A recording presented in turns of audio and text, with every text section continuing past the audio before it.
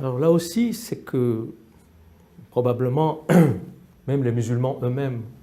ont oublié, c'est que les sources musulmanes elles-mêmes parlent de plusieurs Corans. Alors, le sujet devient tabou à partir, disons, du 5e, 4e, 5e siècle de l'islam. Mais avant cette période, il y avait énormément de débats entre les musulmans eux-mêmes, entre les savants musulmans, sur la question justement d'une version officielle, des versions parallèles, quelle est la recension authentique, quelles sont les recensions inauthentiques, etc. Et les sources musulmanes ont gardé énormément de vestiges de ces débats. Alors, à partir de là, les orientalistes, surtout à partir du 19e siècle, surtout en Allemagne, se sont penchés sur la question. Mais bien avant les savants occidentaux, les musulmans eux-mêmes ont rapporté énormément de données sur ces questions de la pluralité des Corans. Et donc, si on se tourne vers les sources musulmanes, on se rend compte que, donc, effectivement, les sources, quelqu'un au 3e, 4e siècle, As-Sijistani, dans un livre qui s'appelle Le livre justement des recensions coraniques, Kitab al-Masahif, dit que pendant plusieurs siècles, il y avait au moins 4 recensions coraniques différentes. Donc il y avait la recension officielle que les musulmans ont appelée la recension du calife Osman, le 3e calife,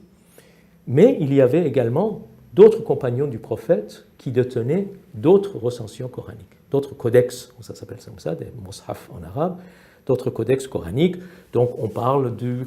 compagnon Abdullah ibn Mas'ud, on parle du compagnon Ubay ibn Ka'b, on parle du compagnon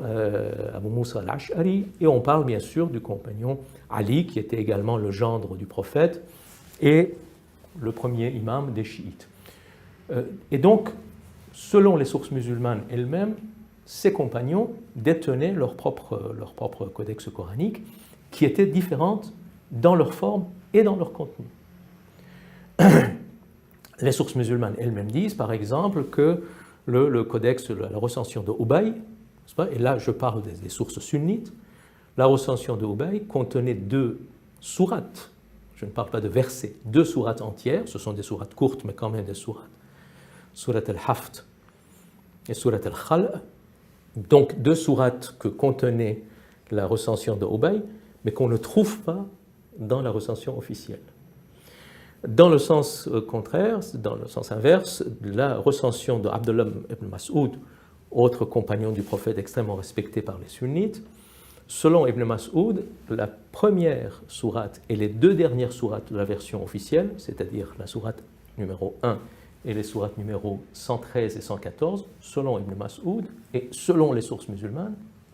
ces 3 sourates ne font pas partie du Coran. Ce ne sont pas des révélations divines, ce sont des prières du prophète, donc d'origine humaine, et donc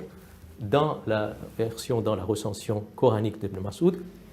probablement on ne trouvait pas ces 3 sourates, la première et les 2 dernières.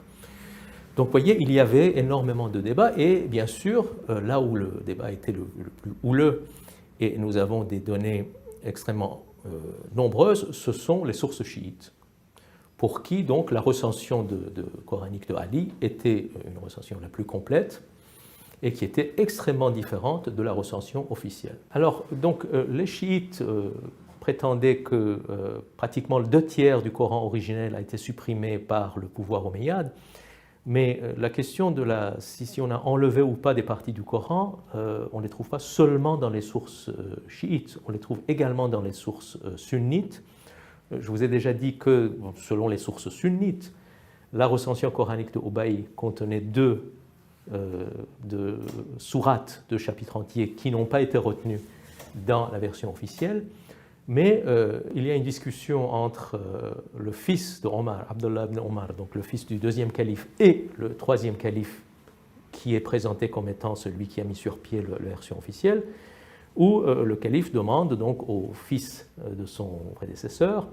il dit, bon, je vais réunir tout le Coran, et le fils d'Omar dit, personne ne peut prétendre pouvoir réunir tout le Coran, parce que tout le Coran est perdu. Il y a d'énormes parties qui ont été perdues. Et donc, on ne peut réunir que ce qu'il en reste. Donc, ce genre de témoignages, nous en avons également un grand nombre dans les ouvrages sunnites. Donc là aussi, je disais au début qu'il y avait des débats autour du contenu du Coran pendant les 3 premiers siècles.